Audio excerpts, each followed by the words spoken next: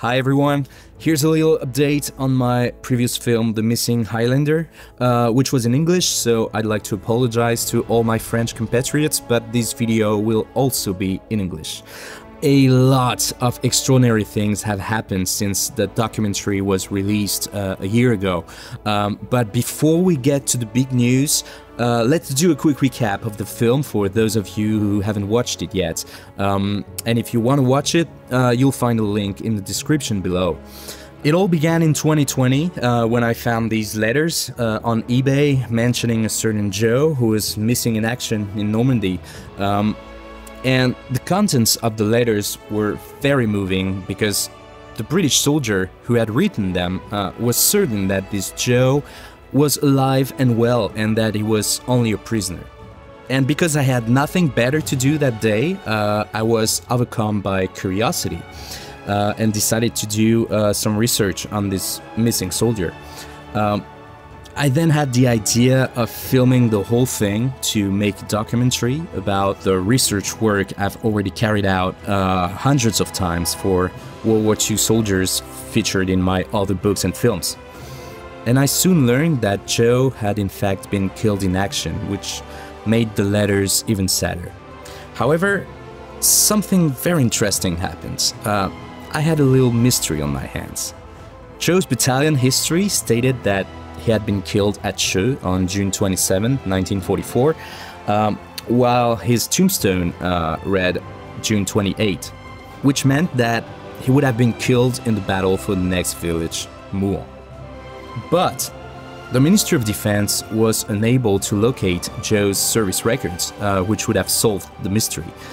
They apparently had a lot of problems during the COVID days, and then they simply declared the file lost. One of the sources was therefore incorrect, and this mistake had a very concrete impact on one of two monuments. Joe's name appears on the new British memorial at Vers-sur-Mer on the June 28 column, while it is absent from the battalion memorial at Moulins. My research, detailed in the documentary, led me to conclude that Joe was indeed killed on June 28 at Moulins, and that his name should have therefore appeared on the village monument. Now, for the latest twists and turns. First, I would like to inform you of the passing of David Milchrist, the veteran I had the honor of interviewing for the film, as his 43rd West 6th Division had fought alongside Joe's unit and liberated Moulins. We kept in touch after the filming, and it was a priceless privilege to spend time with him. Sadly, he passed away on March 8, 2023, at the age of 99. He had a very interesting opinion on my date problem. So, your friend, what was one day in a war? The date is not important. But if he was found, is now in these lovely cemeteries, which are like gardens with roses and things, whether it's the 27th or 28th. That's paperwork, probably. Somebody got the wrong date or something like that. Still, I wanted to make things right, because Joe's name was missing from a monument.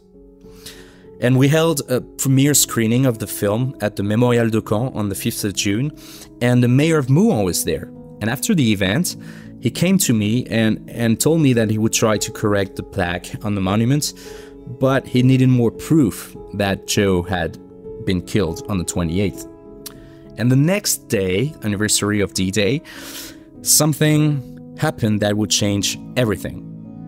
Thanks to Martin Lee, one of Joe's relatives, whose interview concludes the documentary, the BBC made a TV report on my work, which was seen by a lot of people. In fact, I received many messages from English people claiming to belong to Joe's family. Sometimes that was the case, sometimes not, but it brought together family members who had lost touch many years ago, and others who had never met before. And when I told them that the mayor of Moulins was willing to update the plaque on the monument, they said they would all go to France to pay their respects to Joe, and so they did. And I had the pleasure of being their guide in Joe's footsteps, which was incredible. Even Martin's sister, who couldn't watch the documentary because she found the memories too painful, changed her mind and not only decided to come, but also involved the mayor of Salford in the adventure. This is the large town close to Manchester, where Joe was originally from. The story got so much attention that the Ministry of Defense took another look at the archives, and guess what? They found Joe's file. The best part? It confirms my theory that he was killed in action on June 28th. The strange thing, though, is that his age doesn't appear on his tombstone, even though his date of birth is clearly indicated in his service record. We learned that he was a bricklayer by trade before the war, that he transferred from the Manchester Regiment to the Highland Light Infantry in February 1942, just after enlisting, that his mother was Scottish, that he was only 5 foot 4 inches tall and weighed 124 pounds, and that he had a scar on his forehead. The mayor kept his promise and had a beautiful plaque made in honor of Joe. A beautiful ceremony was organized in Moulins on the 24th of June 2023 to inaugurate it, in the presence of a dozen family members from different parts of the UK. It was extremely moving and a wonderful conclusion to the story.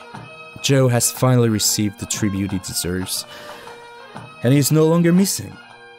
I'm really glad that I bought these letters on eBay and asked myself this simple question: who was this Joe and what happened to him?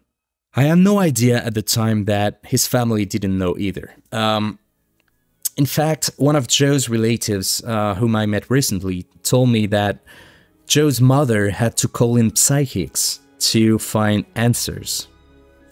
These charlatans told her that her son was still alive,